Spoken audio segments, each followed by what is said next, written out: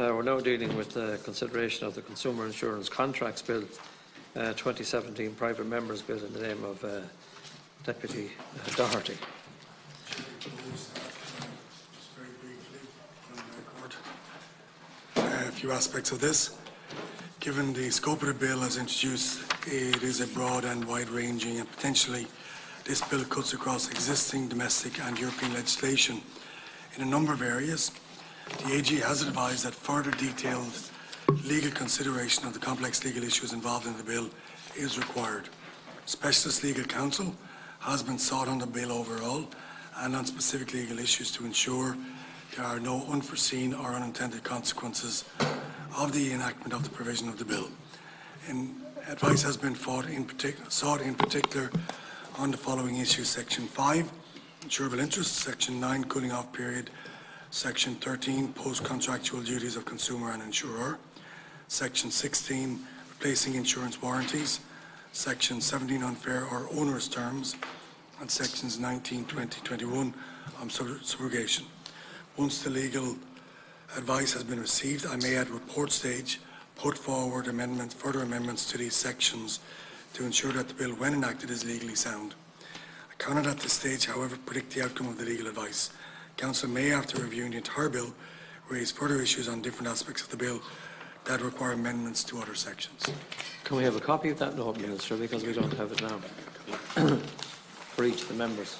Just at the outset of the meeting, if I could very briefly, as the author of the proposer of the Insurance Contracts Bill, I want to first of all thank the Law Reform Commission in relation to their work in relation to the consumer insurance contracts, their report and draft legislation. I want to thank the Minister and his officials for their engagement with me in relation to amendments, and I'm glad that this piece of legislation, which will radically reform insurance contracts and tip the balance in favour of the consumer, I think is timely and welcome. So I look forward to this committee stage of the bill. We're circulating the note, Minister. So in considering the bill, there are 68 amendments tabled. One of these amendments has been disallowed. That's in the name of Deputy Doherty, as it involves a potential charge on the Exchequer. I think you got a note of that, did you? The arrangement of taking the bill then is subject to agreement from the committee that we'll continue. We'll deal with it. Is it the intention of the committee to conclude the bill today? It is my intention, and I would suggest that we can move speedily through some of the amendments that are quite technical and others that are just obvious, in my view, that need to be. Some of it is just a reshaping of language, but the intention, the same intention is there, so we can. So we'll just go straight then to the amendments. Amendment 1 in the name of the Minister, and it's related to 1, 2, 4 to 9, 1 and 2 and 4 to 9 are inclusive, are related, and will be discussed together. Minister. Yeah, thank you, Chair. So this is section 1, the definitions to be deleted. Section 1 of the, are we taking to section by section, or just the amendment? Sorry. The amendments. The amendments, have you got this? So that's amendment 1, 2 and 4 to 9. Oh, sorry. Okay, sorry. Oh, yeah. So I propose some definitions be deleted, some replaced, and some introduced. Delete the definition of groups of persons, as the only term is used. As term is only used in the definition of consumer, which it is proposed to replace. To delete the definition of turnover, as the only term is used only in the definition of consumer, which it would be proposed to replace. Delete the definition of writing, as it is proposed that it will be replaced by a definition of durable medium, which, if accepted, would render this definition unnecessary. Definitions to be replaced. Replace the definition of average consumer to merit approach taken elsewhere in Irish law. The example here is Consumer Protection Act 07. Replace the definition of consumer to align it with the definition in the Financial Services and Pensions Ombudsman 17. This change means that there should be any change to the definition in the Financial Services Pensions Ombudsman legislation, it would automatically follow through to the Act. To delete the definition of insurer and replace it with a definition for insurance undertaking to align it with other EU and Irish law. If accepted, this change will result in consequential amendment throughout the bill. Definitions to be introduced. Introduce the definition of durable medium. This is the well-established wording used in Consumer Protection Code and Financial Services legislation deriving from European law. It replaces the term writing. If accepted, this change will result in consequential amendment throughout the bill. Introduce a definition for insurance intermediary. This is necessary to bring intermediaries within the scope of the bill. To introduce the definition of life insurance, which is aligned with Irish law, and it is currently underdefined in the bill. To introduce a definition for non-life insurance, which is aligned with Irish law, as it is currently underdefined in the bill. That's 4. I'm happy to accept I just finished this. I'm happy to accept amendments 1 to 4. I just want to point out that in relation to amendments 2, while I'm happy to accept that amendment, it brings it in line with the Financial Service Pensions Ombudsman definition. I want to state that I am considering whether a broader inclusion of SMEs should be or could be appropriate in relation to this legislation. The Law Reform Commission did look at this issue and concluded that the FSPO approach, which was in the original legislation and included in the Minister's Now amendment, is the appropriate one. But I'm aware of submissions from businesses and SMEs seeking that all SMEs are included. I'm also aware that Insurance Ireland wants to exclude all businesses from this. While I disagree with Insurance Ireland approach, I think that there's maybe a consideration needed to whether we actually include all SMEs under the definition at European level in terms of SMEs. So I'm just going to notify that I will consider this further at a report stage. Okay. Just so the question then is that the amendment made? Just to respond, we're happy to take that consideration at a report stage as well. Okay. So amendment 1, that the amendment be made? Agreed. Agreed. Already 2 already discussed with 1. Agreed. Agreed. 3, and then the amendment be made? Agreed. Agreed. No, sorry, 1 and 2 we're talking about here. 3 is different. Then 4 already discussed with 1. Agreed. Agreed. Agreed. 5 discussed with 1. Agreed. Agreed. 6 discussed with 1. Agreed. Agreed. 7 discussed with 1. Agreed. Agreed. 8 discussed with 1. Agreed. Agreed. And 9 discussed with 1. Agreed. Agreed. Will be adjourned Yes. until after the vote block. Thanks. Okay.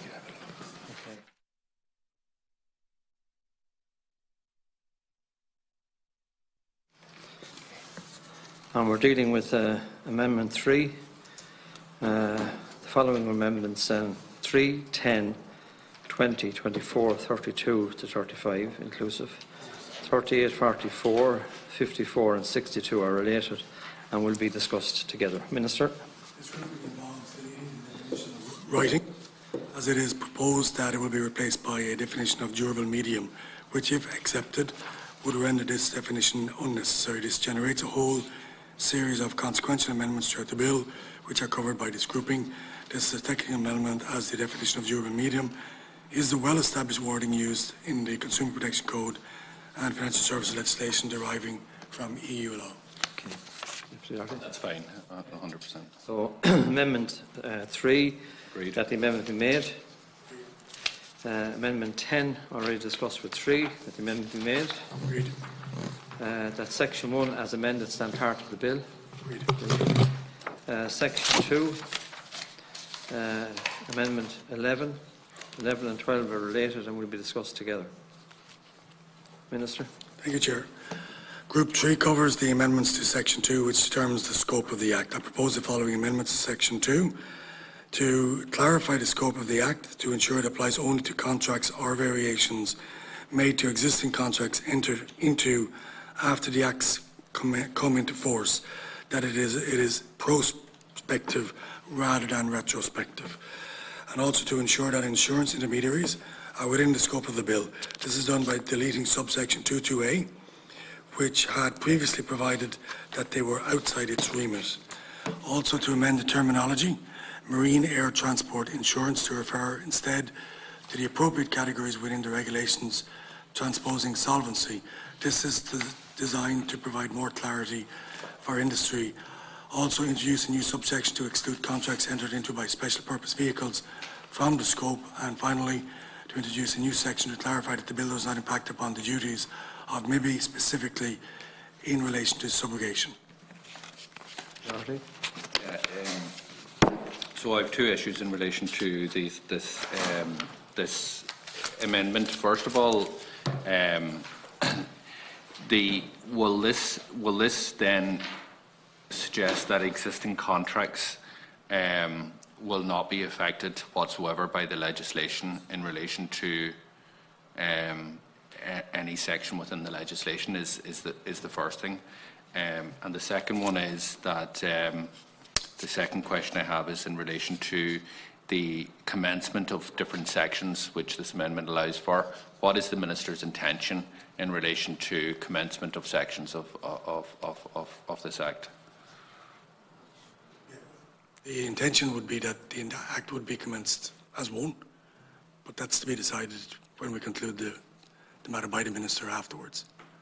And has, like, the insurance industry are arguing, like, for a 3-year period where it isn't enacted. Has the department a view in relation to how soon this can be enacted? Well, my view is sooner rather than later. Okay. So if you're asking me, do I agree with the 3-year period of the insurance companies? No. Okay.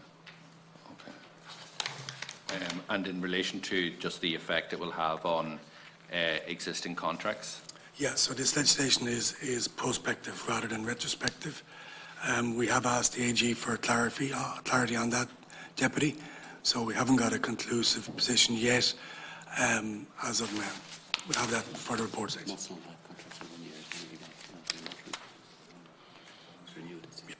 So just in terms of insurance, most insurance is for a 1-year period. So anything that would lapse while this hasn't been enacted would lapse without this attached to it, but when you would renew, it would subsequently be live. As long as it's commenced, obviously. Yeah. Okay, well, look, I just want to make it one final point. Minister, I think the urgency in relation to commencing this Act I want to stress the importance of it in terms of making sure that insurance contracts are fair, balanced, and that they can't use some of the exemptions that date back to the 1600s to avoid an insurance claim, or indeed to use language that is not understandable to an ordinary consumer. So I think it's important that we move on it quickly. I note your points that you're hopeful to go in that direction. Well, I'll put it like this, Deputy. The objective is to improve the interaction between the insured and the insurer, and that improve the imbalance. And we're not doing this just to leave it sit on the table. My expectation is it would be sooner rather than later. Okay, Section 2, Amendment 11, that amendment be made. Agreed. Agreed. Amendment 12, already Amendment 11, that the amendment be made. Agreed. That Section 2 as amended is part of the bill. Agreed. Agreed. Section 3 then, Amendment 13, it's a new section. 13 to 16 inclusive are related and will be discussed together. Minister. Thank you, Chair. Group 4 covers the role of the Central Bank and Financial Services and Pensions Ombudsman. Amendment 13, I propose to insert a new Section 3 that will provide that certain sections of the bill are designated enactments under 1942 Central Bank Act. The particular sections of the bill at the Central Bank will have a role in are Section 8, form of contract of insurance and information to be provided by insurer. Section 9, right to withdraw from contract of insurance by notice cooling off period. Section 11, cancellation of contract of insurance. Section 14, claims handling duties of consumer and insurer. The purpose of this new section is to ensure that the Central Bank can enforce upon insurers their obligations under the bill. With Amendment 14, I propose to insert a new Section 4, which will have the effect of clarifying and preserving the role of the Financial Services and Pensions Ombudsman in relation to the operation of the Act. This is to be achieved by making an amendment to Section 60 of the Financial Services and Pensions Ombudsman Act, which will refer to the Consumer Insurance Contracts Act 19, allow the Ombudsman to make decisions by referring to this Act, links Section 22 of this Act with the effect of failure to comply with the Act to the power of the Ombudsman to direct compensation. The Ombudsman's powers to direct compensation will not exceed the amount that the Ombudsman has jurisdiction to pay out under this Act. I believe that this amendment is very important as it confirms the fact that the PSPO should be the first port of call for the resolution of complaints, that this bill will not undermine this core principle. It is important that this bill should preserve this parallel jurisdiction and should not inadvertently reserve any new rights granted to consumers to the sole jurisdiction of the courts or to diminish the effectiveness of the Financial Services Pension Ombudsman as a forum for the resolution of complaints. Amendment 15 is a technical drafting amendment which does not change the underlying substance. Amendment 16, I propose that section S32 to be deleted. This provision provides that the Central Bank can issue a code of practice concerning the form of a consumer insurance contract as set out in this Act. However, this provision is superfluous given section 48 of the Supervision Enforcement Act 2013, which gives the bank the power to make regulations for a proper and effective regulation of regulated financial service providers. Deleting section 3.2 will also involve a consensual amendment to the title of the section to remove the references to the codes of practice. If in terms of Amendment 13, there's no issue. It's a technical amendment to Schedule 2 of the Central Bank Act, which isn't an issue. In relation to Amendment 14, I take the meaning, and correct me if I'm wrong, that this would allow the Ombudsman, it means the Ombudsman cannot rule that an insurer has to pay out under Section 7 and 15 proportional remedies, even above and beyond the normal limits that applies to the FSPO. Can you just explain if that is the correct interpretation of Amendment 14? And then just to complete this, the Amendment 16 is obviously just technical, and Amendment 15 is technical. Amendment 16 is not technical. It obviously deletes the powers of the Central Bank to make regulations is connected with the deletion of Section 4 of the bill. Now, I'm aware that you have stated that the Central Bank is expected to publish a review of the Consumer Protection Code with a view of it on a legislative basis, and that would be welcome. However, I don't believe that even with that Section 4 should be deleted, and obviously if Section 4 if Section 4 remains, then we should obviously have Section 3.2 as well, because all this does is it allows the Central Bank to issue codes of practice if it thinks it would be helpful. If we delete it, we remove the possibility of the Central Bank issuing the code of practice under this law, and I think that that's an issue that shouldn't be dealt with. I'm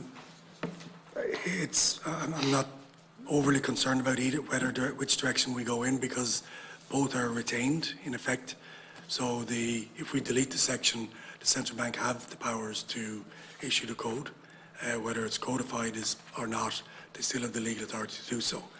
I'm easy with it being deleted or not, to be frank about it, Chair. In terms of the section, the Ombudsman, so what we want to try and do with this is to make sure that the first port of call is the Ombudsman Deputy, and by doing so, the Ombudsman the redress isn't beyond the Financial Services Pension Ombudsman's core legislation, that they can't go beyond that. Okay. So in relation to your first point, is that an indication that you would be happy to withdraw that amendment that deletes Section 4 and 3.2? I'm flexible, so I'm not concerned that whether it's withdrawn or left, that the effect is changed, which you want and which I want also. Okay. So, but it's a whether or which. We kind of think that it's a little bit of overdrafting. Okay. Okay. Look, I'm willing to look at this again, but I would favour the approach that we leave it in at this point and look at it and report stage. Happy to do that. Yeah. Thank you. Right, so section 13, amendment 13, it's a new section. That this new section be inserted. Agreed. Agreed. Amendment 14, new section, that this new section be inserted. Agreed. 15, already discussed with 13, that the amendment be made. Agreed. Agreed. 16, already discussed with 13, withdrawn. Yep. So that section 3 then, as amended, stand part of the bill.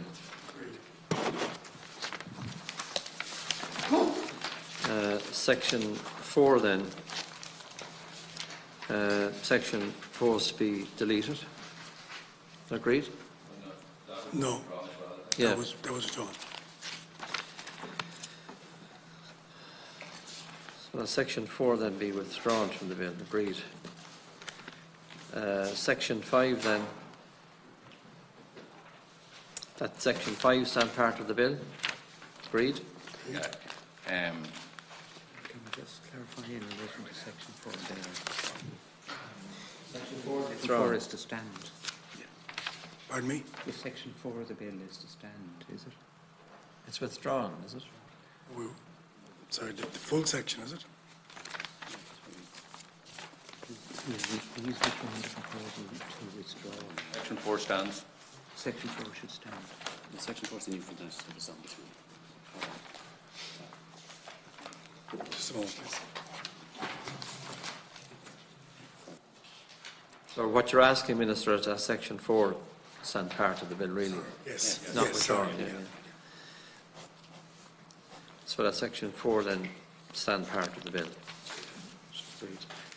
Section 5 then stand part of the bill. Just on section 5, I just want to make the comment. I'm glad that the Minister is not amending section 5. I know that there has been, from the submissions, pressure from insurers to amend this, but I think at the core, where an insurer enters into a contract, they should honour that contract. Obviously, an insurer is at any time free not to insure an individual, but if they do so, then they should pay out on that regardless of the insurable interest.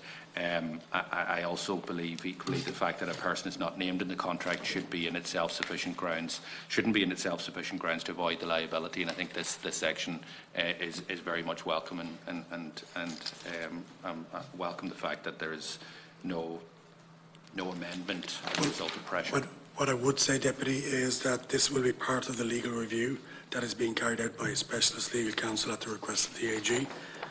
And this will be one of the key issues to be examined. I'm saying that as of now, we're not, but potentially at report stage, that because of potential unintended consequences with enactment of this provision, that there could be those unforeseen circumstances. Section 5 stand part of the bill. Agreed. Agreed. Section 6, Amendment 17, 17, 46, 49, 50, 56 and 64 to 66 inclusive are related and will be discussed together. Minister? Just one moment. Thank you. Thank you, Chair. Group 5 covers a series of similar technical amendments. These are amendments which are designed to ensure that contract of insurance, use term and not consumer contract of insurance, and insurance contract or policy is in place. The purpose of section, that's fine. Yeah. So just a technical amendment in those areas. So 17 then, Amendment 17, that the amendment be made. Agreed. Amendment 18, 18, 22 and 23 are related and will be discussed together. Thank you, Chair. The purpose of Amendment 18 is to change the wording of any duty of disclosure to any duty of disclosure of a consumer, as without these words there is a risk that it could be construed as also replacing the duties of disclosure of the insurer, which could potentially disapply the insurer's duty of disclosure. 22 and 23. Oh, sorry. Go ahead. So the amendment be made. Agreed. 19, 47 and 48 are related and will be discussed together. Minister? Chair. Amendment 19, Group 7 relate to drafting changes from that updates the language used regarding the Act coming into force to the commencement of the Act. 19, 47, 48. That the amendment be made? Agreed. 20 was already discussed with 3. So that the amendment be made? Agreed. 21 then. 21, 36, 53 and 60 are related and will be discussed together. Group 8 amendments relate to miscellaneous technical drafting changes. The aim is to use language which is consistent with other national EU legislation. The various drafting changes are as follows. Amendment number 21, Section 6, to delete the following matters and replace, among other factors, the following. Amendment number 36, Section 12, to delete cure and replace with remedy. Amendment number 53, Section 18, delete liabilities and replace with liability. Amendment 60, Section 19, delete should and replace with shall. 21 then, that the amendment be made? 22 already discussed with 18, that the amendment be made? 23 already discussed with 18, that the amendment be made? Agreed. 24 already discussed with 3, that the amendment be made? Agreed. That Section 6 as amended stand part of the bill? Agreed. On Section 6, can I just say, it's important to put it on the record that this section is hugely important in relation to this legislation, and when it's commenced, the unfairness of a consumer having to know what is relevant and which is not when applying for a product will be ended. From that point on, obligations will be on the insurer to ask the relevant question. It's blindingly obvious, in my view, that when you think about it, yet up to now, the playing field has been totally tilted in favour of the insurer. So the onus here under Section 6 is to place the onus on the insurer to ask relevant questions instead of being able to void or not pay out in a claim because a disclosure hasn't been made. I think it's a new start. It's a level playing field for Irish consumers and business, and it will be transparent which consumers how this will apply in the future. So it's very welcome that the Minister is supporting this section. Okay. So Section 6 as amended stand part of the bill? If I could respond to that, this is the nub of the Act, and it is the rebalancing of the power between the consumer and the insurer, and certainly this will be a really positive aspect of it.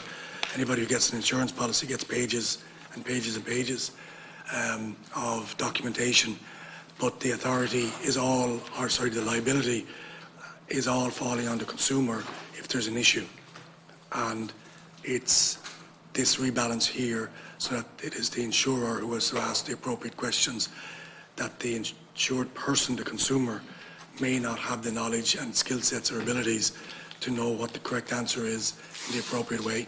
So this is the input, this is the nub of it. And maybe just to add just one final point here, because we have a number of cases where claims aren't being paid out because of questions that have been posed in what the legislation would talk about in relation to plain and intelligible language, and therefore they're also able to be voiding the claim as a result of this. So this places on the insurance not just to ask the question, but to ask the question plainly and in intelligible language, and it also places an onus that where there is ambiguity or doubt about the meaning of a question, the interpretation most favourable to the consumer will be the approach taken. So this is a real rebalancing of an insurance contract where many people complain about the small print. I was just dealing with a case, and we see it in terms of the submissions, where an insurance company was asked about, is your house in good repair? And they answered yes, the house was in good repair, but there was a small crack, small hairline crack. A number of years later, there's an issue of subsistence. The house is a serious problem in terms of subsistence. The claim has not been paid out because they didn't tell about the little hairline crack that was in one of the rooms. And this is what this contract, this is what this section in this legislation will do. That type of practice will not be allowed ever again. If it's Deputy Doherty or the Minister takes it, and I welcome this section and this change. Is there any handle on the impact it will have on the forms now, and will they just ask every question under the sun to cover themselves, the industry? I mean, is it likely as a consequence that the number of questions will increase significantly, forms will be longer. Forms may be longer, but in line with the legislation that we're moving, they should be more simple, and the language should be simpler. That's what I would hope and expect, Deputy. While it is a matter for the insurance companies of how they formulate that, but the spirit of the law is to make sure it is more readable and more understandable. Okay. Okay, Section 6 of the Amendment Agreed. Section 7, then Amendment 25. 25 to 27 inclusive are related and will be discussed together. Minister. Thank you, Chair. Group 9 amendments aim to clarify the provisions of Section 7, proportionate remedies for misrepresentation. I propose to amend the wording of Section 7 to clarify the categories of misrepresentation being introduced and to remove potential ambiguity. This includes changes to Section 7.1 to clarify the categories of misrepresentation that the Bill is seeking to introduce. It is considered that the original wording of this subsection did not serve any useful purpose. Section 7.3, by deleting not a deliberate or reckless misrepresentation and substituting the words one that was not fraudulent. This is designed to introduce greater clarity as the existing wording refers to two different categories of misrepresentation, neither of which are included in the three categories being introduced. There is potential for confusion, the absence of the change, Section 7.3, in establishing the conduct of a consumer to add relative to the contract or the steps leading to its formation. This change is introduced for clarity of purposes. Doherty. So this section 7 of this bill provides and steps through the different responsibilities and obligations on an insurance company in relation to paying out a claim and paying out a claim on proportionately. So while you would have a fraudulent claim, so that somebody deliberately misrepresents and willfully does so their situation, obviously there is no requirement to pay out the claim. It's a fraudulent claim. But where there is innocent misrepresentation or negligent misrepresentation, there are requirements to pay out claims in certain regards. So, for example, innocent misrepresentation, they will not be allowed to avoid the contract on the ground that there was a misrepresentation, and in relation to negligent misrepresentation, which isn't fraudulent, the remedy available to the insurer shall be what the insurer would have done if they were fully aware of all the facts at that point in time. So therefore, I think it's important, because at the minute they can just dismiss the entire claim regardless because of a technical or an innocent misrepresentation. But what I'm not clear on, Minister, is in relation to, I know I can see the amendment from not a deliberate or reckless misrepresentation to one that is not fraudulent. That's just a wording issue. It doesn't actually change the substance, and it's one that the insurance industry wanted to kind of send a message to consumers. But is there a substantive change in relation to Amendment 25, or is it just the formatting of the section? It's just that it's a clearer usage of language, Deputy. Yeah. So we don't want, the objective is so that if there is a misrepresentation and it was in error or innocent, that somebody who could have a large claim, that they could lose the entire large claim. So that if there is some form of a penalty, that it is proportionate. Yeah, but that's what the legislation says. So your amendment just reshapes the language as opposed to changing any of the substance. Yeah. That's fine. I'm happy with that. Okay, the section, Amendment 25, the amendment be made? Agreed. Agreed. 26, that the amendment be made? Agreed. Agreed. 27, that the amendment be made? Agreed. That section 7 as amended stand part of the bill. Is that agreed? Agreed. Agreed. Section 8, Amendment 28. It's a new section. Acceptance of this amendment involves the deletion of Section 8. Yeah, thank you, Chair. This is the section the government has made most change to in order to avoid having superfluous and overlapping provisions with EU law. In this regard, both the Central Bank and the Department of Finance have reviewed this section and have found that most of these requirements are already provided for under a mix of different regulations, and these regulations include the European Community's distance marketing of consumer financial services regulations, the European Union Insurance Distribution Regulations 18, European Union Insurance and Reinsurance Regulations 15, European Communities Unfair Terms in Consumer Contracts Regulations 95. In advance of this hearing, Department officials circulated a background note on this provision. It highlighted in particular that the Insurance Distribution Directive, the IDD, has been introduced since the Law Reform Commission reported. It has very extensive requirements, Part 7, on information requirements and conduct of business rules. For instance, an insurance product information document is required to be prepared in which it is necessary to set out a lot of information about the insurance product being sold. While it does not fully match Section 8, I believe that the IDD regulations offer strong and clear protection to policyholders. While it is acknowledged that we could have instead tried to repeal the relevant provisions in these other regulations and thus consolidate in this bill, this could prove to be a very complex task and would run the risk of finding ourselves not in full compliance with EU law. In addition, it could make any further amending transpositions of the IDD very complicated, as they would almost certainly have to be done through primary legislation rather than secondary. What is proposed instead is that the requirements that have been identified as not being covered by existing legislation should be included in a significantly revised Section 8. These provisions are as follows. The insurer, after concluding a contract of insurance, should provide the consumer with a completed application or proposal form. When there is uncertainty over any item in a document, the rule of law and interpretation most beneficial to the consumer should prevail.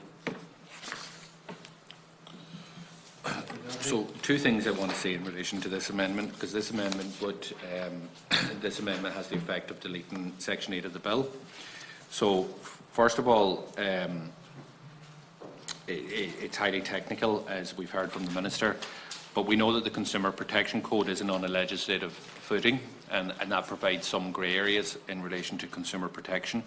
As much as possible, in my view, we should be using this bill to enhance and put into primary legislation consumer protection and transparency issues. But in relation to the Minister's amendment, I will be seeking to discuss with experts in the field to ensure that the Minister's amendment captures all of the issues that are captured within the original report, and if it is required, I'll seek to amend it at report stage. I believe it's important that we don't have crossovers in terms of regulations that already exist and then putting it into another piece of legislation. I think that those crossovers, in my view, work against consumer interests as opposed to working for consumer interests. So I have no desire to replicate issues that may already exist. So I'll speak to experts in the field in relation to that.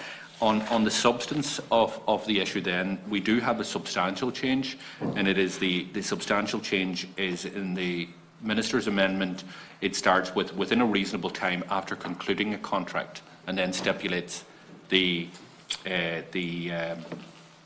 need for the insurance to provide a contract on paper, durable, medium, and so on and so forth. Whereas the legislation as drafted is that within a reasonable time before a contract is bound by a contract of insurance, so before a consumer is bound. So there's a substantial difference here where in the Minister's amendment it is you need to provide all the details after you have entered into a contract, after concluding the contract, whereas the original one is that you have to supply all this information in a very clear way before somebody is bound by the contract. Now, I'm aware, like in the legislation, we have cooling off periods in terms of non-life and life insurance, which will provide an area there, but in some cases you could have a reasonable time could be deemed as outside those cooling off periods of 15 days or 30 days, depending which insurance contract that you're entering into. So I just want to make that point in terms of the substance. Just point out, Deputy, that we are saying after concluding a contract, but where there is uncertainty over any term in the document, that the interpretation shall be in favour of the consumer. Yeah, I understand that, and that's we already dealt with that as well in terms of Section 6, which is already there. So it's a bit of repetition, but it's no harm.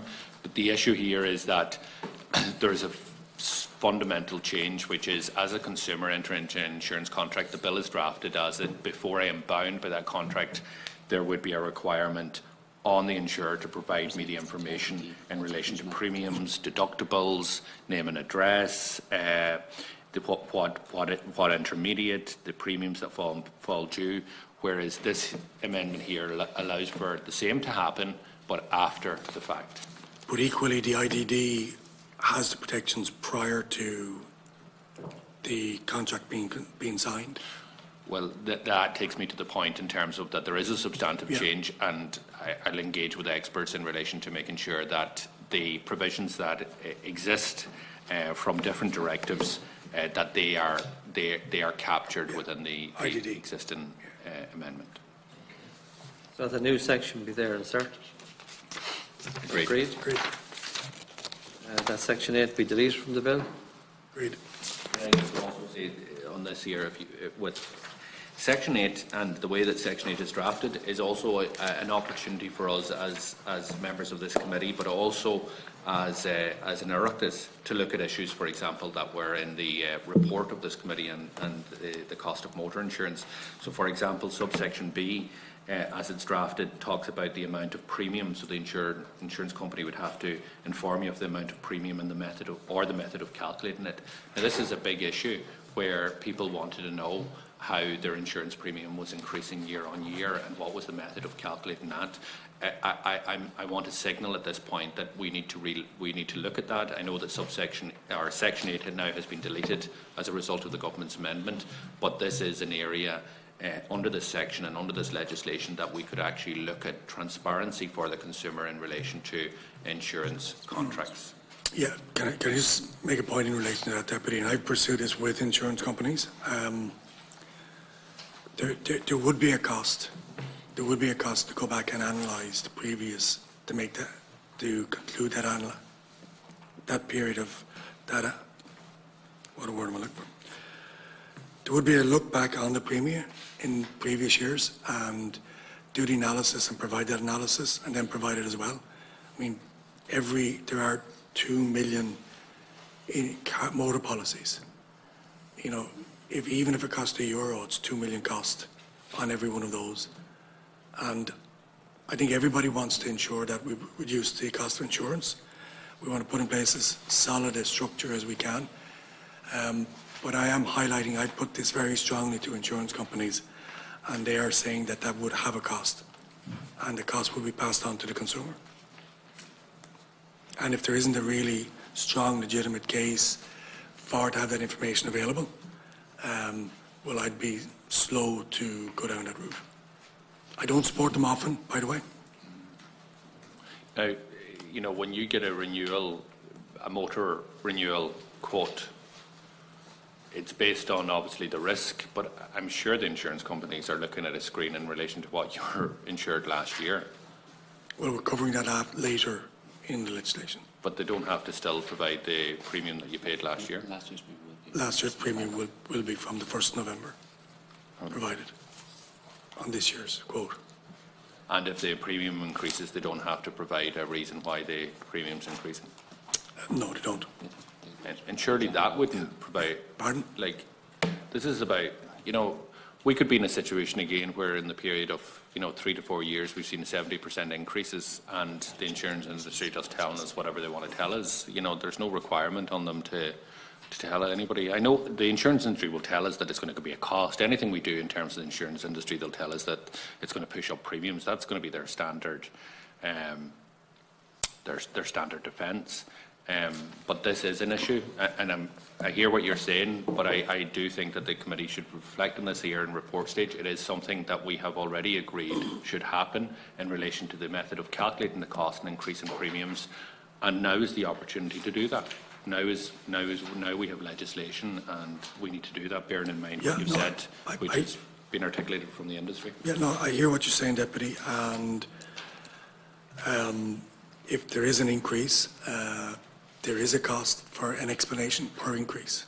There will be a cost, without a question of a doubt.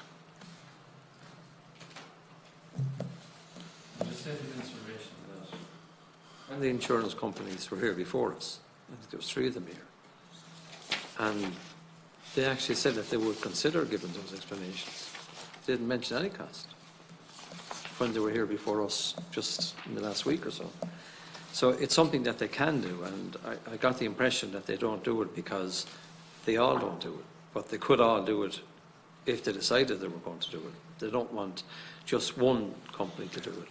So they actually said that they could do it, and never mentioned that they weren't doing it because of cost. They were doing it mainly because of competition. But anyway, that's just by way of what happened. Section 9 then. That Section 9 is then part of the bill? Agreed? Agreed. Agreed. Before moving to Section 10, I have to attend another meeting. I'm going to ask Deputy McGrath to chair the rest. Excuse me?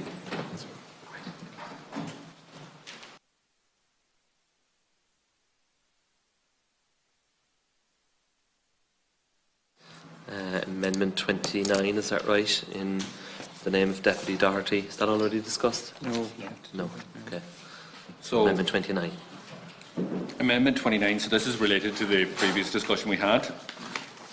So, this would insert an obligation on the insurance companies, along with a schedule showing the premium paid, claims paid out, and other statistical data relating to the record of the policyholder over the past 5 years where applicable.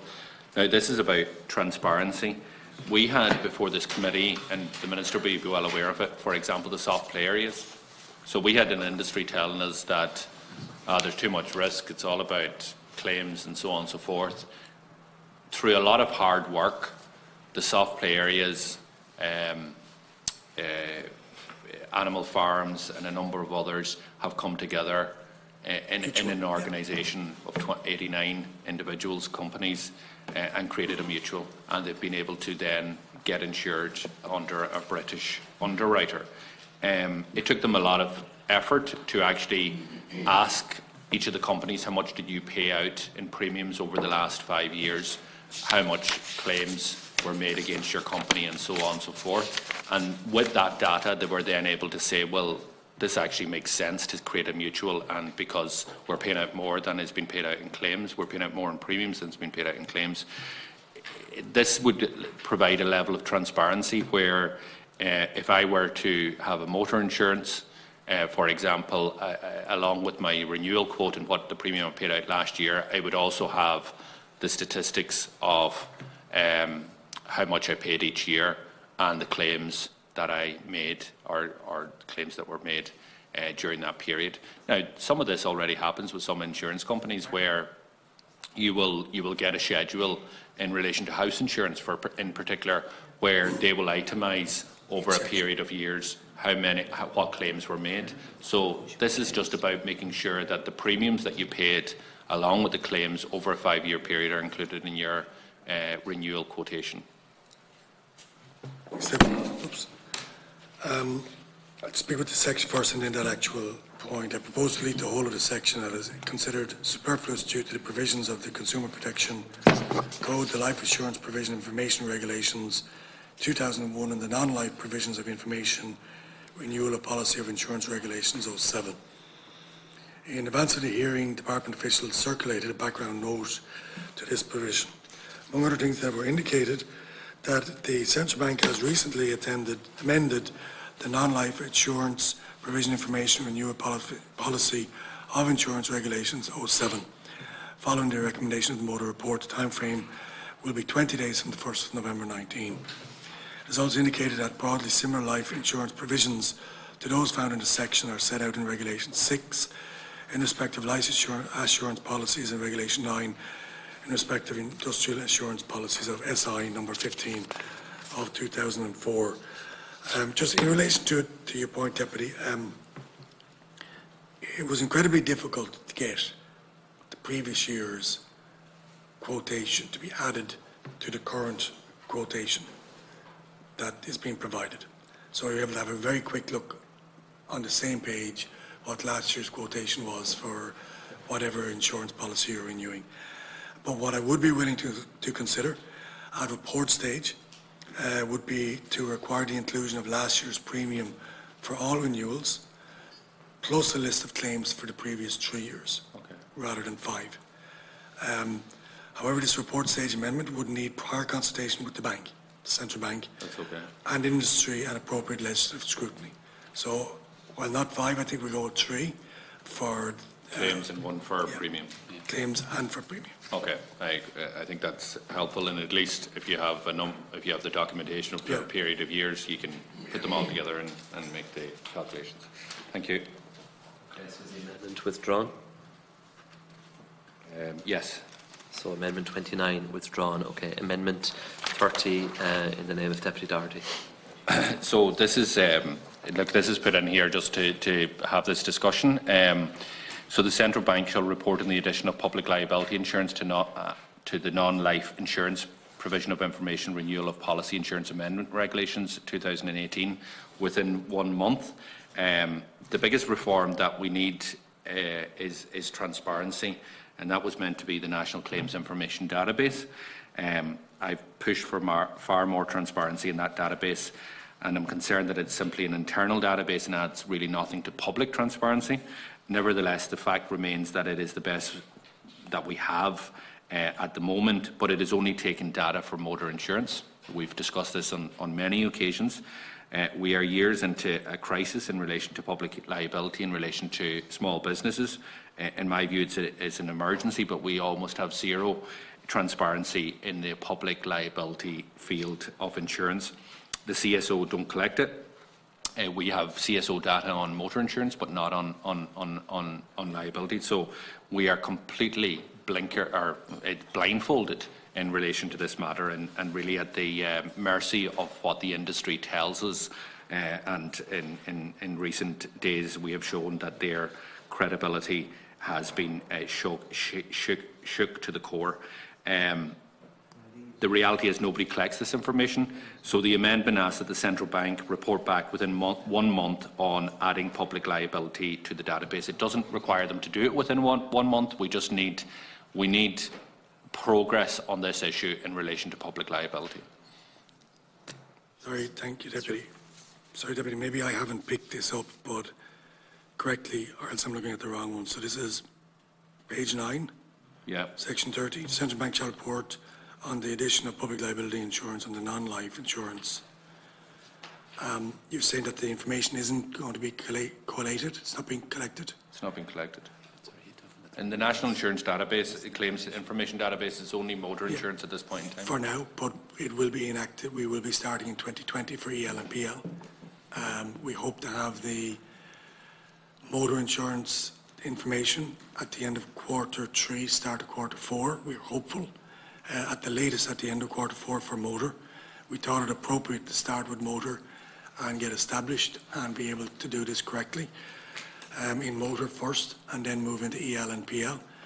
We have been dealing with the CSO in relation to the compilation of something similar to the motor insurance, increase or decrease, but there's a huge variance between EL and PL calculations on the basis that EL and PL range everything from a circus to a meat abattoir, whereas the motor CSO data is for vehicles. It is very difficult. We haven't got a handle on it just yet, but we are still working on it. We're down to one option, and we think if we can't get that option to work, Deputy, we don't think we're able to do a CSO analysis of EL and PL. So we're not trying to pretend we're able to do something that we're not able to do. I'm just a little bit unclear about this section, and I do apologise, maybe I'm not grasping it. But, can I just read? The central bank shall report on the addition of a public liability insurance to the non-life insurance provision of information, renewal of policy of insurance amendment regulations within 1 month of passing of the Act. The purpose of that is what you've said we're trying to do, and we will be doing with EL and PL for the National Claims Information Database in terms of the CSO provision for increasing and decreases of, we're not sure we're able to. I don't think that this does that, Deputy. Well, what this is about is actually ensuring that there is progress in a timely manner to make sure that the National Claims Information Database has included public liability and employers' liability in that database. and that it's about a report. As I said, my intention is not to have this in the legislation. The intention of this amendment is to actually raise this issue and to stress the urgency that we need progress on this matter, and we need transparency in relation to this area of insurance, because we are completely in the dark in relation to it. In relation to the CSO, I appreciate your remarks in relation to it's not as simple as motor insurance, although many in motor insurance will also make the point that when we look at CSO data, we're not looking at a young driver, for example. It's a certain type of driver that doesn't capture. We're not looking at somebody with an old car or whatever. It's a standard person. So I'm sure that there has to be a way around it, while more complicated, that we look at a number of sectors and are able to mark them, even if they are limited in the scope, to see whether public liability is increasing or decreasing over a period of time. What I will try and do, Deputy, is I'll get you a note from the Cost of Insurance Working Group in relation to the final option that we're down to. There's been a really major and legitimate effort to try and do this. I'm not sure we're able to. I'm being really frank with you. So we'll provide the note to the committee, and you can have a look at it. And there's been a huge amount of work has gone into this to try and get this over the line. How stands Amendment 30? Withdrawn on the basis of that. Amendment 30 is withdrawn. And, Minister, you're proposing the deletion of the section? Correct. Of Section 10. Is that agreed? Section 10 be deleted? Yeah, on the same caveat, I want to speak to make sure that everything is covered as is agreed, and I reserve the right to look at this again at report stage. Okay, moving on so to Section 11, Amendment number 31 is in the name of the Minister. 11 here it is. Have it here, yeah. Thank you. Thank you. The inclusion of the provision in Section 11.1, which sets out that when an insurer is cancelling a contract of insurance, the balance of the premium for the unexpired period of insurance is refunded to the consumer without any additional costs imposed on the consumer. I propose a number of amendments to Section 11. Some of these amendments are in Group 2. The amendment to Section 11.1 would also provide that consumers are given a reason for the cancellation of contract. I propose a new Section 11.1, which includes this new provision and includes other drafting changes. That is, it should say in accordance with the contract and not in accordance with the section. It is proposed to delete Section 2 as the essence is covered by the Consumer Protection Code, and the current drafting raise data protection concerns in light of GDPR. I've no issue with deleting section or subsection 2 of section 11. This section is important because it will, as drafted, it will provide that legal obligation on the insurance company to repay the consumer the balance of the premium for the expired period. The Minister's amendment is helpful because it will also require them to explain why they cancelled the contract. As I said, subsection 2 is in relation to communication, and if it's covered in other regulations, I'm happy to do that. And subsection 3 obviously is that the insurance company will not be able to impose any financial burden on the consumer when they cancel a contract, when a contract of insurance is cancelled. So I think that will also be welcome. Okay, so Amendment 31 agreed? Agreed. Agreed. Amendment 32, again in the name of the Minister, already discussed with number 3. Is the amendment agreed? Agreed. Agreed. Okay, so that section 11 as amended stand part of the bill? Agreed. Okay, section 12, amendment 33 in the name of the Minister is already discussed with 3. So is amendment 33 agreed? Agreed. Agreed. Number 34 in the name of the Minister, again already discussed. Is it agreed? Agreed. Okay. So number 35 in the name of the Minister, already discussed. Agreed. Is it agreed? Okay. Amendment 36 in the name of the Minister, already discussed with 21. Is it agreed? Agreed. Amendment 37 in the name of the Minister. Not already discussed, I think. No, I think it was. Was it? Okay. My notes don't say that. Okay. Can I ask, is it appropriate just for, in relation to 37? It's not already discussed. Well, it's not part of the grouping listed Sorry, okay. that Okay. I have anyway. I don't think it was. It's the... Okay, so number 37, Minister, if you want. Yeah, so it's the change of the period from 15 days to 20 days. I think this will be helpful. So that's effectively a working month, so 5 working days per week, so that the consumer has the opportunity to have an extra week in which they want to shop around if they see fit. Yeah, can I just, I'm conscious that the Alliance for Insurance Reform, which have done stellar work in relation to this issue, are calling for a 30-day period. Can I ask the Minister his views in relation to that? And you know, I think that they're referring to in the case of changes to terms and conditions, that those 30 days would be provided. So does the Minister have a view? Yeah, I was of the view that 15 days, you know, is 3 working weeks. We added an extra week, which is an extra 1/3. To double the 15 days to 30 days, I thought was more than sufficient. Most people, Deputy, would end up starting doing this on, if it's 30 days, probably start doing it late in the period anyway. These working days? No. Yes. They're working days? Yes. No, 15 No, days. they're not. 15 days. That was the intention, is working days. Sorry, so it's passed. This addresses this. Should we note that the Central Bank recently amended the non-life provision of information renewal policy and regulations following a recommendation from the motor report. The timeframe would be 20 days from the 1st of November 20 working days, which is a month. Okay. The bill, either the bill or the amendment says working days. Just the piece of secondary legislation. It is secondary legislation, yes, to you. It's in secondary legislation. Secondary. But the primary, that will have a conflict. I think we should just maybe look at this at report stage in terms of Okay, the conflict. we can clarify that. Yeah.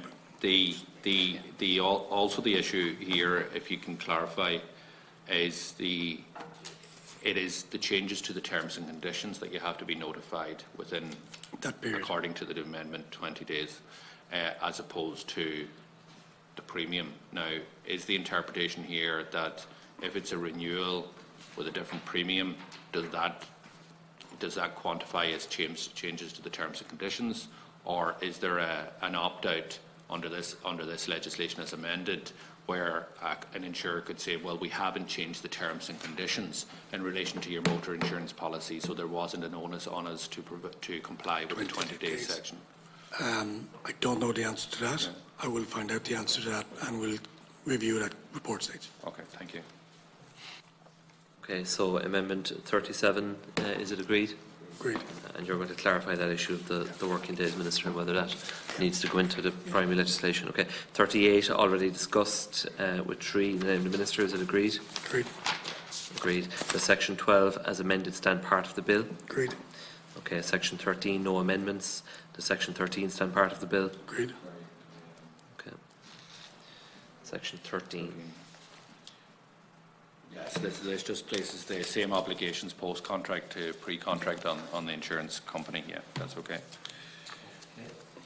So Section 13 stand part of the bill. Section 14, Amendment 39 in the name of the Minister, not already discussed. Thank you, Chair. I propose a number of amendments into Section 14. These are in Group 10. The primary purpose of these recommendations is to implement Recommendation 8 of the Motor Insurance Report and Recommendation 10 of the EL and the PL Insurance Report to ensure policyholders are notified of claims being made against their policy. In particular, there is a requirement being made for insurers to engage with policyholders on a claim, including giving them an opportunity to submit relevant evidence to the insurer in regard to the claim. There is also a requirement for the insurer to notify policyholders of the outcome of a claim, including the amount that it has been settled for. It is important to note that this proposal is made on the basis that it cannot prejudice the right of an insurer to make the ultimate determination on such matters. It is proposed to amend Section 14.5 to remove overlaps with the Consumer Protection Code. The new text is found in 14.6 and 14.7. It is proposed to delete Section 14.6 as this is covered in more detail in the Consumer Protection Code. It should be noted that I propose not to proceed with the first amendment to Section 14. For the moment, deletion of the wording provided those terms comply with the requirements of Section 17. This is because Section 17 is one of the areas that Advisory Council is examining. Therefore, depending on the outcome of this review, I may come back to this matter at report stage. So are you saying you're withdrawing 39, is it? No, No. I'm leaving it, but I'm saying we can Okay. review it depending upon the council's opinion at report Okay. stage. Deputy Doherty, Amendment 39. Yeah, we're only dealing with Amendment 39, is that correct? Is this In my grouped? notes, yeah, it's Yeah, not grouped. It's only Amendment 39. We're moving into a Okay. group after that, but Okay, the Minister's withdrawing the amendment, which I welcome because I was actually going to suggest. just clarify, are you you said you're not, or you are? Yes. You are Yes, withdrawing. yeah. Okay, sorry, well, I Because move. the whole section 17 is going to be subject to review. Just obviously this would place this section places a responsibility on the consumer to notify the insurance company of an accident or an insured event within a reasonable time frame. The legislation is stating clearly that that's provided that the terms are in compliance with Section 17. Now, Section 17, when we get to, is about the unfair and onerous terms. So this is where you could have a contract which says that you have to report within 30 minutes or something like that there, which would be Unfair. So I don't understand why it was being proposed to be deleted in the first place. And remember, if we look at Section 13, which there was no amendment to, it said that a consumer shall be duty to pay the premium to the insurance company within a reasonable time, again, but provided that terms comply within the requirements of Section 17. So, I think both should be consistent, but you're withdrawing the amendment, so we'll look at it at a report stage. Okay, we'll move on. Amendment 39 has been withdrawn. Amendment 40, so 40 to 43 inclusive, 45 and 67 are related, will be discussed together. So number 40 in the name of the Minister. Thank you, Chair. All of these amendments, while in different sections, provides for better management and communication with consumers about their claims and clarifies the duties on both sides. The amendments include in this group are as follows. Amendment number 40 in Section 14. The primary purpose of these amendments is to implement Recommendation 8 of the Motor Insurance Report and Recommendation 10 of the Recommend 10 of the Employer and Liability Insurance Report to ensure policyholders are notified of claims being made against their policy. In particular, there is a requirement being made for insurers to engage with policyholders on a claim, including giving them an opportunity to submit relevant evidence to the insurer in regard to the claim. There is also a requirement for the insurer to notify policyholders of the outcome of the claim, including the amount it has been settled for. It is important to note that the proposal is made on the basis that it cannot prejudice the right of an insurer to make the ultimate determination in such matters. That's Amendment 40. 40. Speak to the other ones as well. Yeah, 41. In Section 14, deletes Section 6 that insurers must pay consumers in a reasonable time, as this is covered in more detail in the Consumer Protection Code. 42 is a new section under Section 14 on the issue of insurers retaining claims. After Section 14, I propose a new Section 15, which aims to limit the issue of retention by insurers in property damage claims.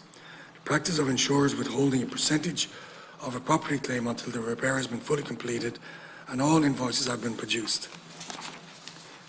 It is also proposed that where an insurer wishes to include retention as a term of the contract, it shall ensure that the policyholder is made aware of this provision and the policyholder is informed of its application where a claim is submitted.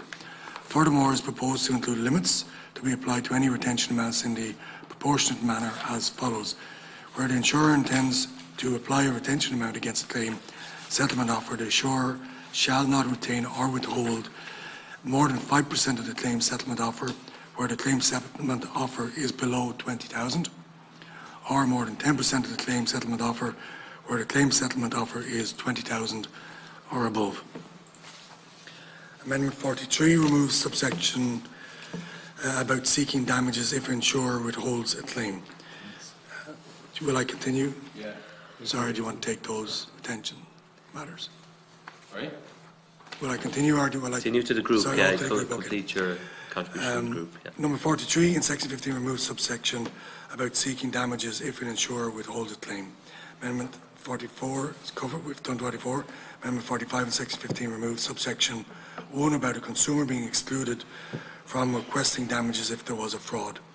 Section 15.1 outlines that consumers may seek damages for consequential loss suffered as a result of any unreasonable delay in paying a claim or withholding payment of a claim.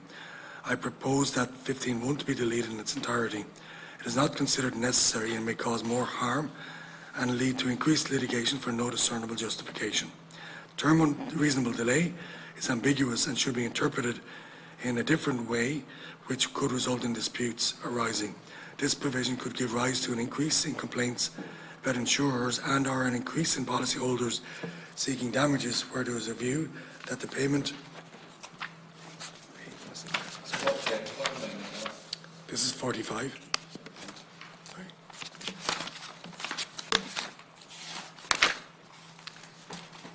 And 67. I'm missing the page, sorry much. Yeah.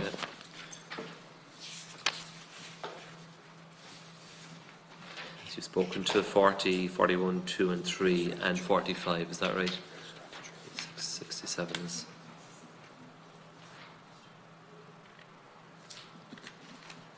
Can you give us the note on 45 again? It just, that didn't seem to ring. I don't have the complete note, sorry. Okay, so we'll come back to it. Yeah. Sorry. Sorry, I'll complete it. So I'll just go back and read the last term. The term unreasonable delay is ambiguous and could be interpreted in different ways, which could result in disputes arising. This provision could give rise to an increase in complaints about insurers or an increase in policyholders seeking damages where there is a view that the payment of the claim is unreasonably delayed. That's not 45. Amendment 45 deletes notwithstanding any other provision of the Act where the consumer makes a fraudulent claim or where fraudulent evidence or information is submitted or reduced in its support or. Sorry. Unless I'm wrong, sorry, which could be, but. Deleting that.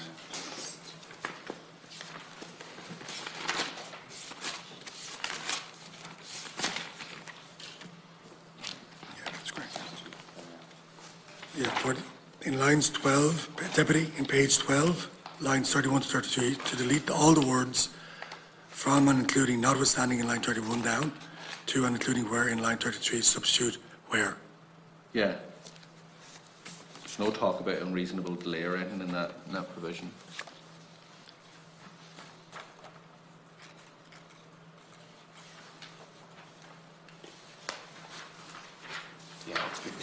Back to 15.1.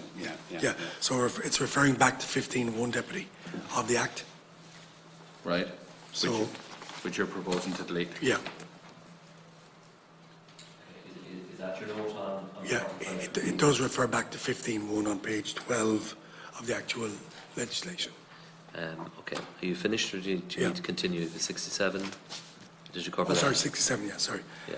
Amendment 67 in section 22 proposes a new subsection 4 that sets out that the sum of the claim must not exceed the court of jurisdiction. Deputy Doherty? There's a lot there, and some of these have quite a bit of substance, so just bear with me. In relation to Amendment 40, so I welcome Amendment 40. Minister, I know we've discussed this in relation to it places the duty of an insurer, including having to notify a consumer when a claim is made. I think it's madness that they won't do that voluntarily, but where we're at, and we have to legislate just so that they can tell somebody that a claim is made against them. But more importantly, it's not just notification, it's also that engagement with the individual. And, you know, just as late as yesterday, I had another person who came to me, which they say is a clearly fraudulent claim. They provided information on 3 occasions to the insurance industry. Insurance industry didn't want to hear about it and wanted to know what to do, you know, which obviously they need to report to the Gardaí. But this will actually stop that, because they will have to notify of the claim and they will have to engage with the individual. So just on that, Deputy, I mean, make no mistake, one of the first things I tried to get done when I came in to this job was to get that done. And we anticipated it would be done on a voluntary basis, and that isn't the case. Yeah. It hasn't been the case, and this is the only method in which we were able to do that. There will be an engagement deputy, and I hear what you're saying, and I've been very critical of the insurance companies and their settlement channels, because it's very easy to settle when you're going to load the premium next year. But what I will say, and I did read it into the record, that while there will be an interaction, there will be a conversation, it does not prejudice the insurer or the insurance company. They will have the authority and final decision in relation to that matter. Yeah. No, but as I was saying, at least it's a step in the right direction. Yeah. What it does do is it provides an obligation to engage with the person the claim has been made against and to accept material or a submission from that individual that would be an assistance to them in determining the settlement of the case, which we have situations where that's not. So it's very welcome. So that's 40. 41 is, sorry, as I step through this, 41 deletes the insurer shall pay on a reasonable time. That's dealt with already. That's deleting anyway, so it's but the Consumer Protection Code isn't on a statutory footing. You know, and that's the issue. I have no problem, as I said, I don't want to see duplication, because duplication creates confusion, which never, or a lot of times doesn't benefit the consumer. But this is putting an obligation which is non-statutory into a statutory basis. I'll have to send that to you. Okay. So on Amendment 42, Amendment 42, sorry. So this is in relation to the deferring of payments of a claim, and this is the 20%, and the limits the retention to 5% on small claims less than 20,000 and 10% on larger claims. Can you inform the committee of what is the current levels? Like some of the stuff that's happening there is scandalous in terms of holding back claims, so I welcome this amendment. I don't believe it goes far enough, Minister. There's still serious questions why insurance companies could hold back 10% for larger claims, and indeed some of these larger claims are large claims, and therefore 10% is a huge amount and can seriously impact on the consumer, and they're kind of nearly having to go to a contractor and say, well, I'm going to get the other 10% from, you know, it's coming at some stage and all the rest. So there's questions why they should even be allowed to hold back that level in the first place, and it's something I'll look at report stage. But if you could just update us, well, this is a welcome amendment, it's moving us in the right direction. What is the existing levels? Yeah, well, just to put into context, Deputy, there isn't a statutory figure on this. This is a number that has been built up as a matter of practice over a period of years. It seems to be an Irish practice, that it isn't in other jurisdictions. I've been told, and I don't have a final figure on it, that it's quite arbitrary. Some companies do 30%, some do 20%, and they can pick and choose as they see fit. So I was of the view that we should put it onto, when we had the opportunity to put it onto a statutory footing, that we should. The practice is there. It does lead to the usage of correctly validated operators, correctly validated quotations, invoices, payments to be shown to be correct and appropriate, which I'm fine with. We selected 5% on 20 because we thought it was a small amount, but as you say, 10% over 20 on a very large claim is a very large amount of money. These are the figures that we have, and if you want to choose to select other figures, that's a matter for yourselves. I'm not welded to 5 or 10, but these are the figures we thought were reasonable. Okay, well look, as I said, I think it's a welcome amendment because of what the industry is doing in terms of retention. However, and you know, on small claims, you can imagine that 5 and 10 are maybe appropriate if there is an appropriateness to any of this. But on a larger claim, that's substantial amount of money, and I think that maybe that there is a need, and I'll definitely look at it. I'm signalling here that I intend to bring possible amendments in this section in terms of the figures at report stage, and I would ask the Minister to reflect on that as well to see if there's anything there. On Amendment 43, We're coming to the last two amendments here. Sorry, the last three. 43. I don't understand, Minister, why this section 15.1 has been deleted. Like, this is saying where the insurance company unreasonably withholds payment of a valid claim or unreasonably makes delay in paying a valid claim, the consumer may, in addition to the right to enforce payment of the sums due and the right of interest on those sums, seeks damages in accordance with general law of contract and any consequential loss suffered as a result for any non-pecuniary loss or damage arising for stress. Why? Like, this is basically, this is something that you would hope would never be used, but it basically is saying to the insurance company, if we unreasonably delay making a valid claim, or if we unreasonably withhold payment, we could be in serious trouble. You know. Yeah, we have a view on this, Deputy, and we think the word used in terms of unreasonably could lead to a lot of interpretation, and we're of the view that where an insurer unreasonably withholds payment or unreasonably delays, we think that there's a lot of potential court dates wrapped up in those two words. And on that basis, we think that it is not required. Well, if I ask the question the opposite, without this provision, what is there to protect a consumer from an insurer who unreasonably withholds a payment or unreasonably delays a payment being made of a valid claim? Well, the starting point would be the Financial Services Pension Ombudsman, and then potentially they may have to go to court if there is this, but you would end up, the concern we have is that you would have the insurer arguing that they haven't been unreasonable by putting in unreasonable where an insurer unreasonably withholds, or they would be arguing that their delays were not unreasonable. We think there's an ambiguity in relation to this section, Deputy, that we have concerns with. I know the effect that you want section 15.1 to achieve, but we think the wording isn't correct. Okay, look, we won't dwell on it. We may come back to committees and report. If there's a better way of yeah. giving that effect, we're happy to take it, but we think that that potentially could create a lot of legal court dates and a lot of legal argument.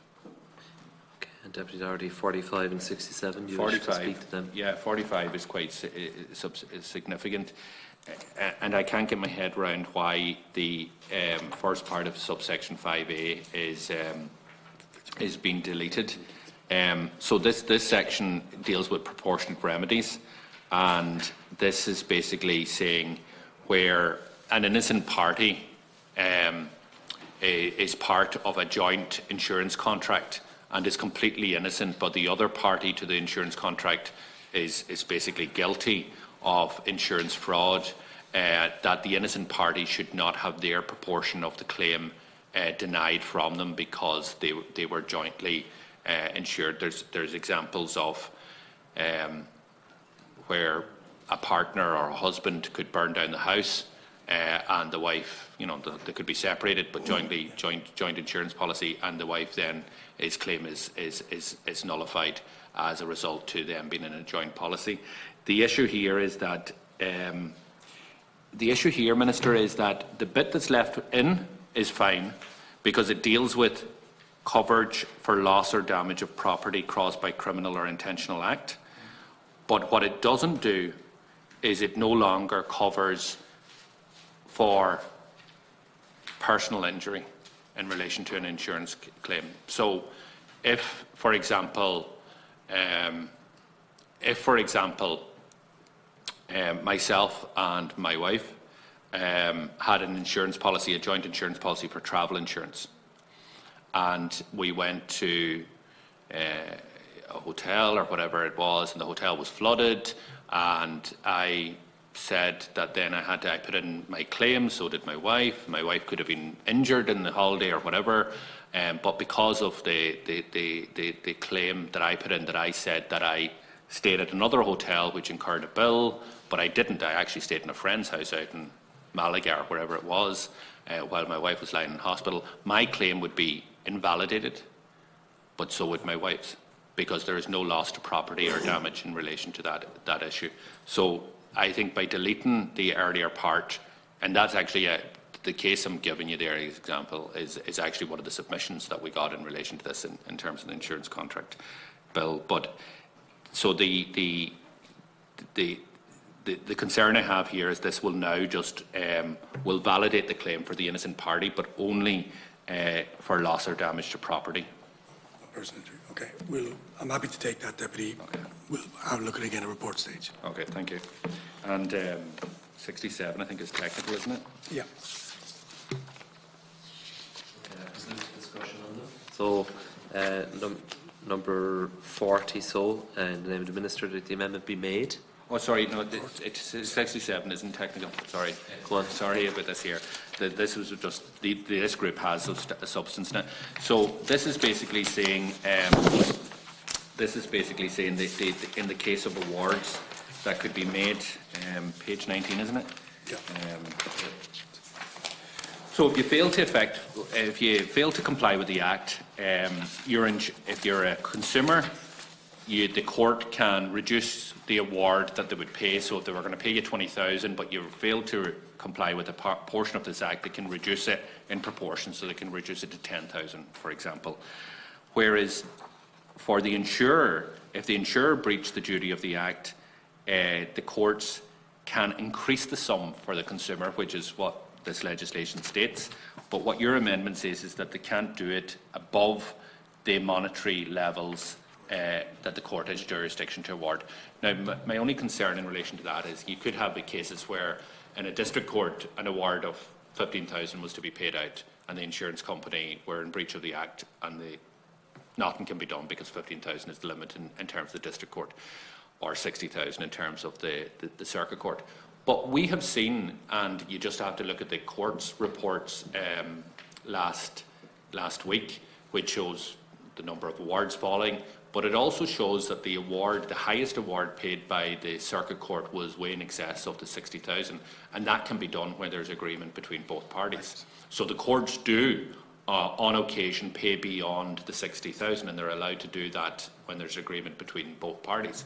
So therefore, with that in mind, I'm concerned that we're limiting, because the 60,000 rule obviously, and I wasn't aware of this until I read the court's report, but obviously isn't hard and fast. It can be breached, you know.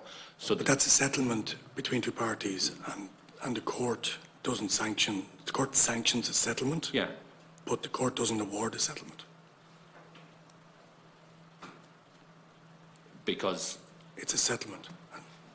So if it goes to the court is obliged to stay within the guidelines, the limits of the jurisdiction of the court. But if they come in and have settled externally, and then the court is sanctioning, not so much sanctioning, yeah, no, I understand, concluding their portion of it, but they haven't directed the settlement. So are you saying that there's no way that a circuit or district court could actually award anything above the thresholds that they have? Or should it not be a case that there should be a separate award? Like, you know, because you would have cases that the court, why would it be seen as one award in that case? Where if somebody was a valid, potentially was two. You know, that there should be an additional award to the person because the insurance company has acted unlawfully, or they've acted what it says here would be in non-compliance with the Act. Why wouldn't there be a separate award that would allow them to combine? Again, we will look at it, but it has to be subject to the limit of the court. Yeah, but if there's two awards, then that should be two cases. If for example I had an accident and I was awarded 15,000 by the district court, then I get my 15,000, valid claim, 15,000 by the district court. But if the insurance company, in dealing with my case, was in compliance of the Act, then therefore there should be a separate award to me, because which both combined would breach the threshold, but in its individual nature would be still under the threshold. Whereas the section is written. So you're saying two effective damages. One is personal and the other is... Yes. Well, that's what this Yeah. this section does, because this section allows for, if I have a personal injury of 10,000, a claim of 10,000, and it's to be paid out, Yeah. but they're in breach of the Act, the courts can raise that to 15,000. Okay, we'll look at it again, Deputy. Okay. Yeah, so, Okay, so Amendment 40 in the name of the Minister, is it agreed? agreed. Agreed. Amendment 41, did you indicate you were withdrawing that, Minister? Yeah, withdrawn that. You're withdrawing that. Amendment 41 is withdrawn. So that Section 14 is amended, stand part of the bill. Agreed. Agreed. Section 15, Amendment 42 in the name of the Minister, proposing a new section, already discussed with 40. So is Amendment 42 agreed? Agreed. Amendment 43 in the name of the Minister, already discussed. Is it agreed? Agreed. Agreed. Amendment 44 in the name of the Minister, already discussed. Is it agreed? Agreed. Agreed. Amendment 45 in the name of the Minister, already discussed. Is it agreed? Agreed. Agreed. The Section 15 as amended, stand part of the bill. Agreed. Agreed. Section 16, Amendment 46 in the name of the Minister, already discussed with 17. Agreed. Amendment 47 in the name of the Minister, already discussed. Is it agreed? Agreed. Amendment 48 in the name of the Minister, is it agreed? Agreed. Agreed. 49 in the name of the Minister. Agreed. Agreed. Okay. Number 50 in the name of the Minister. Agreed. Agreed. Amendment 51. It's not already discussed, is it? All right. No. It's technical. Agreed. Okay. That's Section 16 as amended, stand part of the bill. Agreed. Agreed. Section 17, with no amendments. Section 16. Yep. So this is a very important section because it deals with the issue of warranties, and it's actual bizarre. You know, when you look at the back of this here, it's go back to the 18th century and merchant shipping and all of the rest. So just to be clear in relation to the effect of Section 16, in relation to existing warranties that exist.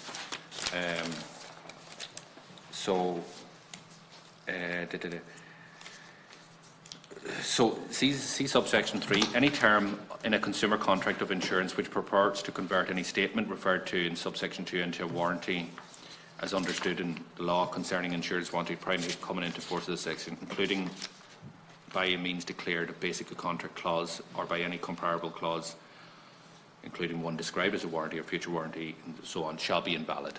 So that will be for future warranties and contracts as opposed to existing contracts, where they have taken a conversation between the consumer and the insurance as a warranty. Right, so the example I use is burglar alarms, Deputy.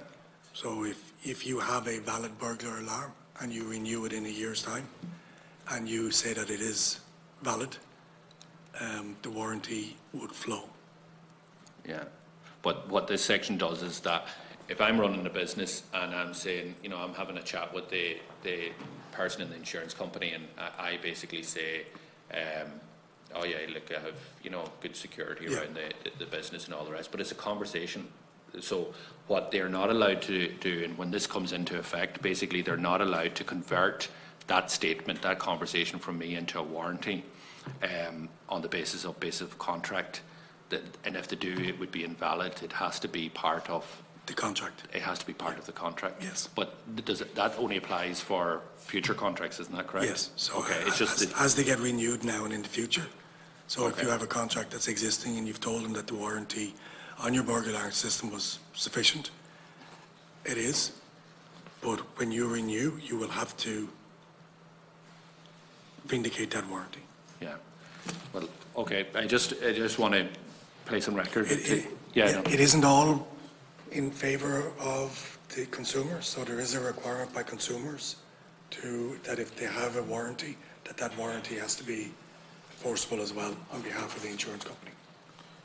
Yes. But I just want to place on record, just in relation to Section 16. Section 16 is extremely important. It's what many people will call the small print in an insurance contract.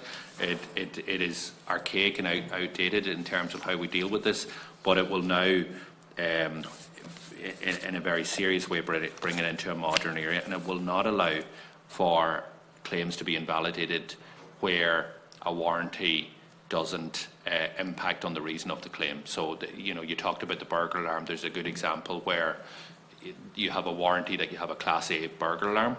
You end up having a Class B, unknown to yourself. Your house burns down because it was struck by lightning, and therefore your whole insurance claim is invalidated.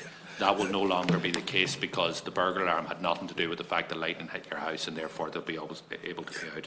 And also, even if you were in breach of the warranty for a period of time, it is only that period of time that your insurance contract is invalidated for, and only for the portion at which the warranty refers to. In particular for warranties, Deputy, we have asked legal counsel for a specific view in relation to this because we want to bring clarity to it. Okay. So there is also, while we're trying to rebalance the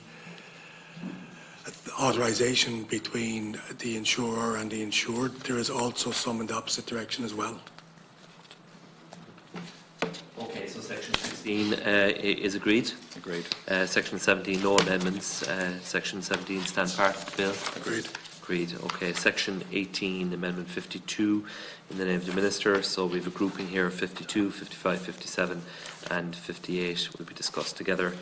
So Minister, 52. Thank you, Chair. A group of 11 amendments relate to those amendments to Section 18 of the bill that aim to clarify the rights of third parties to claim against an insurer, and a consequential amendment to 58 which brings in new Section 19 supplemental provisions to Section 18.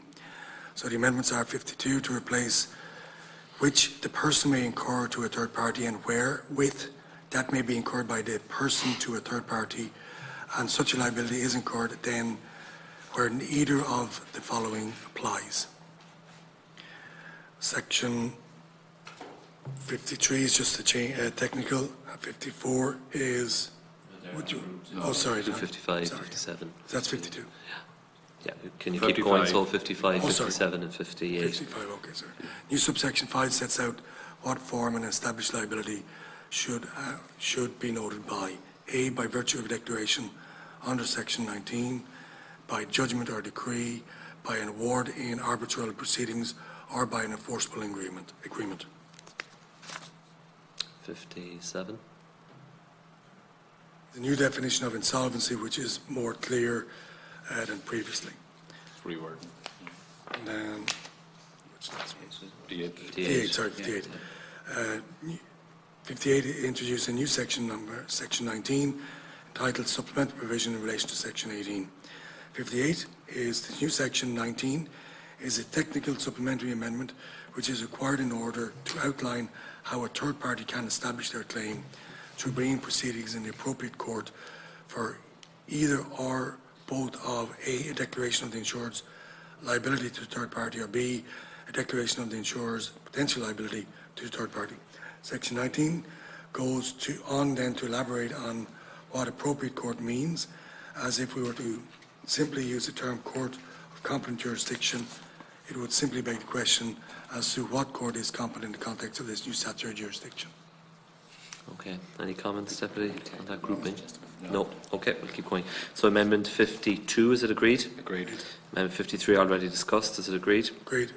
54 already discussed, is it agreed? Agreed. 55 already discussed, is it agreed?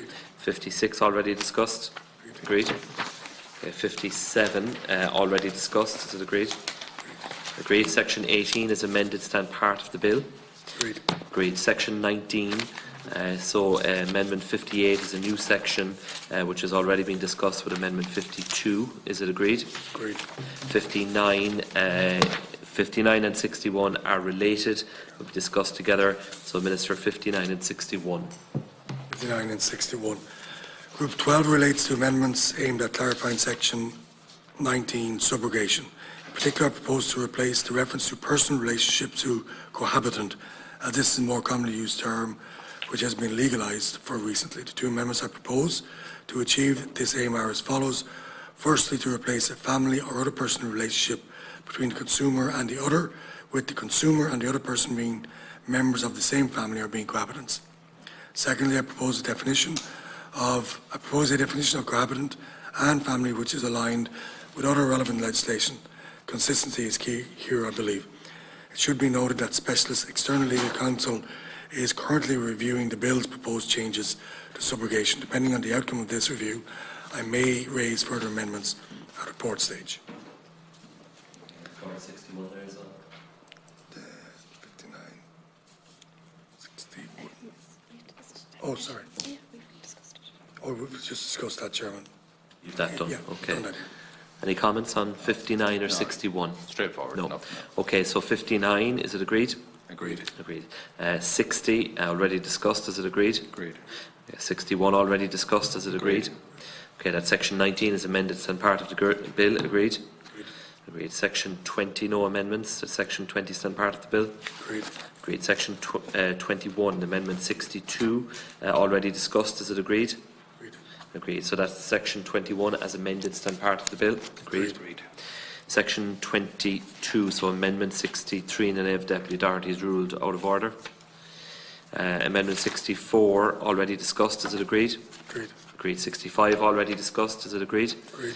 66 is already discussed, is it agreed? Agreed. 67 is already discussed, is it agreed? Agreed. Agreed. So that section 22 is amended stand part of the bill, agreed? Agreed. Okay, section 23, amendment 68 in the name of the Minister, not already discussed. Thank you, Chair. The amendment sets out in clear terms the Minister for Finance's power to appoint the date of commencement of the Act or appoint different days for different provisions or purposes. Okay, section is amendment 68 agreed.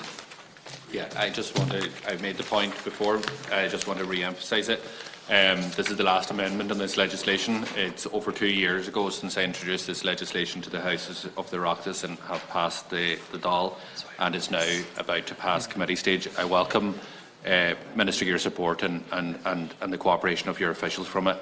It's important, as sponsor of the bill, we will use our time to make sure that this progress is now in the autumn through the House of the Oireachtas, bearing in mind that you have indicated that you're looking for advice in relation to a number of sections, and we'll engage with you in relation to that.